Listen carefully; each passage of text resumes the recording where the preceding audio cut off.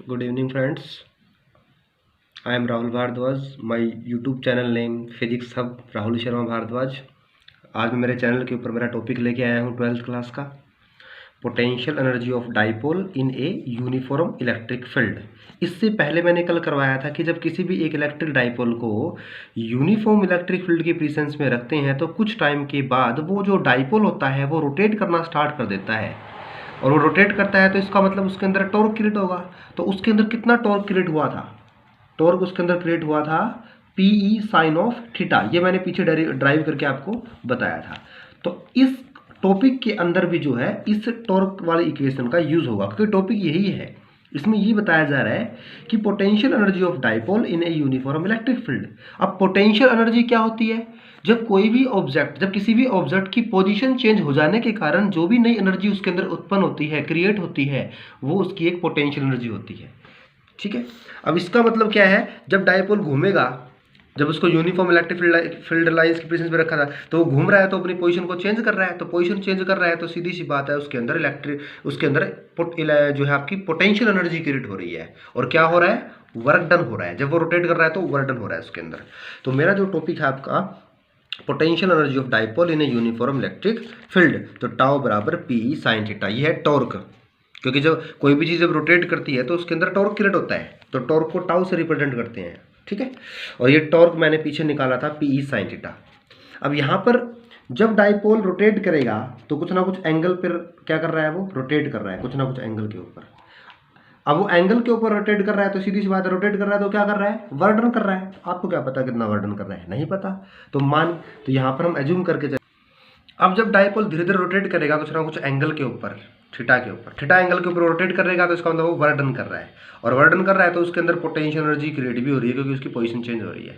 अब कितना वर्डन कर रहा है नहीं पता, तो मान के चलेंगे कि स्मॉल अमाउंट में डी डब्ल्यू वर्डन कर रहा है। डी डब्ल्यू क्या है? वेरी वेरी स्मॉल अमाउंट का वर्क डन। और वर्डन निकालने का फॉर्मूला क्या होता है? फोर्स इंटू में डिस्प्लेसमेंट। बट यहाँ पर फोर्स की जगह क्या लेंगे? टाउ। टाउ क्या है? टॉर्क। और डिस्प्लेसमेंट क्या हो रही है? क्योंकि वो रोटेट कर रहा है, तो कितने एंगल के ऊपर रोटेट कर रहा है वो? थीटा। थीटा तो टोटल और मैक्सिमम एंगल है, तो मैंने माना स्मॉल एंगल के ऊपर रोटेट कर रहा है। स्मॉल एंगल कितना मान लिया? D theta. अब वर्क डन बराबर होता है फोर्स इंटू में डिस्प्लेसमेंट। ये आप पढ़ के आए हो, तो यहाँ पर फोर्स की जगह टॉर्क आ जाएगा। जब वो रोटेट करेगा तो डिस्प्लेसमेंट कितना है? स्मॉल डी थीटा मान लिया मैंने, क्योंकि वो रोटेट करेगा। टाउ की वैल्यू कितनी आई है यहाँ पर? PE sine of theta into में डी थीटा। डी डब्ल्यू क्या है? वेरी वेरी स्मॉल अमाउंट में work done. D theta very very small amount में डिस्प्लेसमेंट। अब स्मॉल चीज़ को बड़ी चीज़ में कन्वर्ट करने के लिए हम इंटीग्रेशन करते हैं फिजिक्स में, तो दोनों साइड क्या करेंगे? इंटीग्रेशन। डिफरेंशिएशन से इंटीग्रेशन कैंसिल आउट हो जाएगा। अब डी थीटा है यहाँ पर लोअर लिमिट लेंगे एंगल की थीटा 1 और अपर लिमिट थीटा 2। पीई को बाहर लो, theta 1 to theta 2 sine of theta. Sine की इंटीग्रेशन क्या होती है आपकी? Minus cos theta. PE minus cos of theta 1 to theta 2। अब थीटा की वैल्यू अपर लिमिट करेंगे माइनस, लोअर लिमिट पुट करेंगे। इस माइनस को आप बाहर ले सकते हो, cos theta 2 minus cos theta 1। ये आपका वर्कडन आ गया।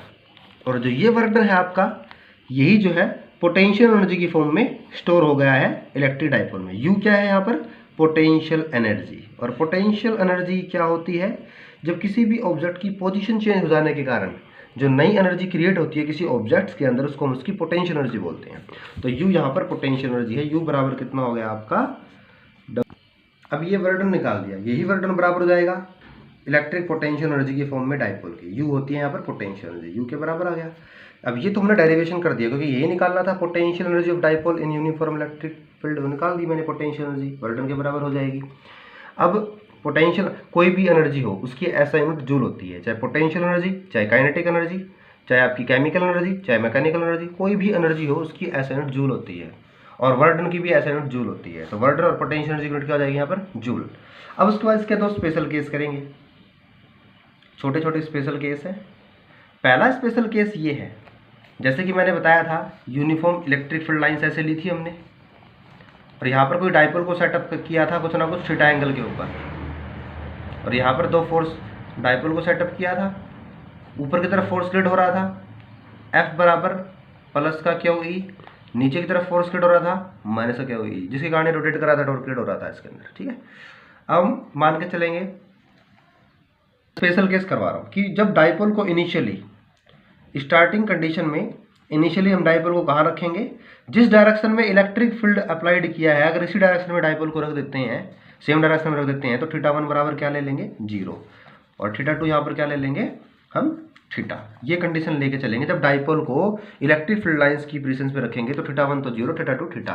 तो इस इक्वेशन में पुट कर दो, कितना आएगा वर्टन आपका, माइनस का पीई कोस θ2 कोस थीटा, कोस θ1 कितना है, कोस 0, कोस 0 कितना होता है 1, तो माइनस का पीई कोस थीटा माइनस 1, तो ये वर्डन आ जाएगा, और यही वर्डन क्या है, पोटेंशियल एनर्जी के फॉर्म में स्टोर हो जाएगा, ठीक है। सेकंड स्पेशल केस क्या है इसका, वो देखिए। अब कंडीशन ये है, जब डाइपोल को मान लो कि इलेक्ट्रिक फील्ड लाइंस को हमने ऐसे रख दिया, ये साथ से, अब ये यूनिफॉर्म आपकी इलेक्ट्रिक फील्ड लाइंस है, अगर डाइपोल को ऐसे रख दें तो ये कितना एंगल बना रहा है, 90 डिग्री, मतलब राइट एंगल के ऊपर काम कर रहा है। तो θ1 क्या ले लेंगे फिर इसमें 90 डिग्री, और θ2 कितना ले लेंगे, थीटा। तो ये वैल्यू कहाँ पुट करेंगे, इक्वेशन में। तो पोटेंशियल एनर्जी बराबर वर्डन क्या आया है, रिलेशन आया है हमारा, माइनस का पीई कोस 90 माइनस में कोस थीटा। कोस 90 क्या होता है आपका, वो बिल्कुल जो है 0 हो जाएगा आपका। तो यहाँ पर क्या करेंगे, यहाँ पर जाएगा माइनस का पीई और सीधी सी बात है माइनस का, सॉरी यहाँ पर आएगा कोस 0, यहाँ पर आएगा कोस 90, तो कोस 0 कोस 90 यहाँ पर 0 हो जाएगा, तो ये कोस थीटा है, तो माइनस का पी कोस थीटा, ये आपका वर्डन हो जाएगा, और यही पोटेंशियल एनर्जी फॉर्म में स्टोर हो जाएगा, ठीक है। अब क्या करेंगे, मतलब कि पोटेंशियल एनर्जी बराबर वर्डन कितना आ गया, माइनस का पीई कोस ऑफ थीटा। इसको वेक्टर फॉर्म में कैसे लिखेंगे,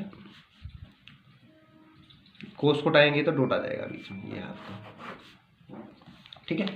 अब इलेक्ट्रिक पोटेंशियल जो एनर्जी होती है वो एक क्या होती है, स्केलर क्वांटिटी होती है। क्या होती है, स्केलर क्वांटिटी। याद रखना, स्केलर क्वांटिटी सिर्फ वही होती है जिसकी मैग्नीट्यूड हो, कोई डेफिनेट डायरेक्शन ना हो, ठीक है। तो ये आपकी स्केलर क्वांटिटी है। और इलेक्ट्रिक पोटेंशियल एनर्जी की ऐसा यूनिट क्या जाएगी आपकी, जूल, क्योंकि एनर्जी है, कोई सी भी एनर्जी ऐसी यूनिट जूल होती है, उसको जी से लिखते हैं, ठीक है।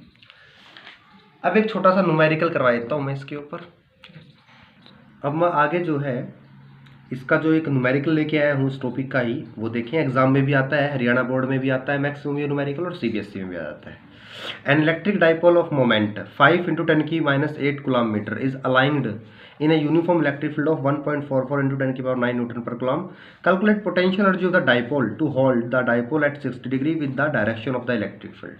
तो direction of the electric field, मेरा इसने क्या कहा है कि इस पहले क्वेश्चन को ध्यान से समझो कि उसने बोला क्या है। इसने बोला in the direction of electric field. अगर डाइपोल को इलेक्ट्रिक फील्ड की डायरेक्शन में रखोगे तो इनिशियल एंगल कितना लोगे, θ1 0 डिग्री, और θ2 कितना लोगे, थीटा, ठीक है। θ2 कितना लोगे, सॉरी θ2 यहाँ पर 60 दिया हुआ है, 60 डिग्री, यहाँ पर θ2 60 डिग्री दिया हुआ है, ठीक है, 60 डिग्री। θ1 लोगे 0 डिग्री, θ1 0 क्यों लेंगे, क्योंकि जिस डायरेक्शन में डाइपोल को रखा है उसी डायरेक्शन में अगर आपने इलेक्ट्रिक फील्ड अप्लाइड की है सेम डायरेक्शन में, तो इनिशियल एंगल 0 और maximum 60, θ2 final angle 60 degree. Electric field की वैल्यू दे दी आपको 1.44 न्यूटन पर कूलम, ठीक। फर्दर नेक्स्ट आगे देखिए। अब हमें पोटेंशियल एनर्जी निकालनी है, सिंपली वैल्यू पुट कर दो। पोटेंशियल एनर्जी का फॉर्मूला क्या ड्राइव किया है हमने, कितना किया है, U बराबर माइनस का पीई, ये हो जाएगा आपका कोस θ2 माइनस में कोस θ1।